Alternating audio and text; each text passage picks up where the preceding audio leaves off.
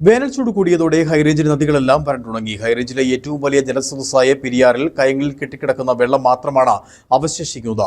പതിവിന് വിപരീതമായി പെരിയാർ വറ്റിവരേണ്ടത് വരാനിരിക്കുന്ന കൊടുംവരതിയുടെ മുന്നറിയിപ്പാണ് നൽകുന്നത്.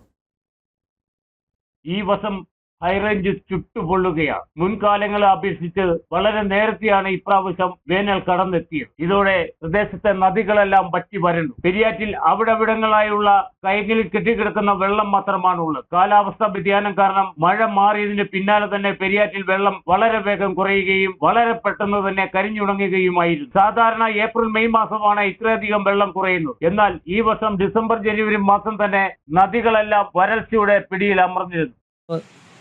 2024-25 വർഷത്തിൽ നമുക്ക് ലഭിച്ചതിനേക്കാൾ മഴ 2025-26 വർഷത്തിൽ ഉണ്ടാകുന്നു എന്നുള്ളതാണ്. കാലവർഷത്തിൽ ഏതാണ്ട് 30% മഴയുടെ കുറവ് നമുക്ക് ഉണ്ടായിട്ടുണ്ട് എന്നാണ് കാലാവസ്ഥാ വകുപ്പിൻ്റെ പത്രക്കുറിപ്പിൽ നിന്ന് നമ്മൾ മനസ്സിലാക്കുന്നത്. ആ 30% കുറവ് എന്ന് പറയുന്നത് അടുത്ത് വരാൻ പോകുന്ന ഒരു വലിയ വറുതിയെ നമ്മൾ മുഖാമുഖം കാണേണ്ട ഒരവസ്ഥയുണ്ട് എന്ന് നമ്മളെ ബോധ്യപ്പെടുത്തുകയാണ്. ഇപ്പോൾ ഉള്ള ജലസ്രോതസ്സുകൾ വളരെ സൂക്ഷ്മതയോടുകൂടി മാത്രം നമ്മൾ ഉപയോഗിച്ചില്ല എങ്കിൽ തീർച്ചയായും ഒരു മാർച്ച് ഏപ്രിൽ മാസമൊക്കെ ആകുമ്പോൾ നമ്മൾ ഒരു തുള്ളി വെള്ളം പോലുമില്ലാതെ ശുദ്ധജലമില്ലാതെ നമ്മളെല്ലാവരും നാനാ വഴിക്ക് ഓടുന്ന ഒരു സ്ഥിതി ഉണ്ടാകും. ഗവൺമെൻറ്റുകളെയോ ഭരണാധികാരികളെയോ ഒക്കെ കുറ്റം പറയുന്നൊരവസ്ഥ ഉണ്ടാകും.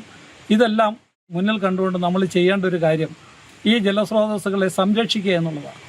തീരപ്രദേശത്തുള്ള കൃഷിദേഹണ്ഡങ്ങളെല്ലാം കരിഞ്ഞുണങ്ങി കഴിഞ്ഞു. പെരിയാറിന്റെ തീരത്തുള്ള കിണറും ഓലിയുമെല്ലാം കരിഞ്ഞുണങ്ങി. പെരിയാറ്റിലെ കയത്തിൽ അവശേഷിക്കുന്ന വെള്ളം മോട്ടോറിനടിച്ചാണ് വീട്ടാവശ്യങ്ങൾ നടത്തുന്നത്. പെരിയാറിനെ ആശ്രയിച്ച് 100-ലധികം കുടിവെള്ള പദ്ധതികൾ പ്രവർത്തിക്കുന്നുണ്ട്. ഇതിന്റെ എല്ലാം പ്രവർത്തനം താളം തെറ്റിയിരിക്കുകയാണ്. ഇനിയും വേനൽ കടക്കാൻ 3 മാസമുണ്ട്. ഏപ്രിൽ മെയ് മാസങ്ങളിൽ കടുത്ത വറുതിയിലേക്ക് അമരുന്നതിന്റെ ലക്ഷണങ്ങളാണ് കാണുന്നത്. ചെറുകിട കർഷകരാണ് ഏറ്റവും അധികം പ്രതിസന്ധിയിലായത്. ജലസേചനത്തിനും പെരിയാറ്റിൽ പോലും വെള്ളമില്ലാത്തതാണ് ഏറ്റവും വലിയ ദുരന്തം. Idukki vision news, Upputhara.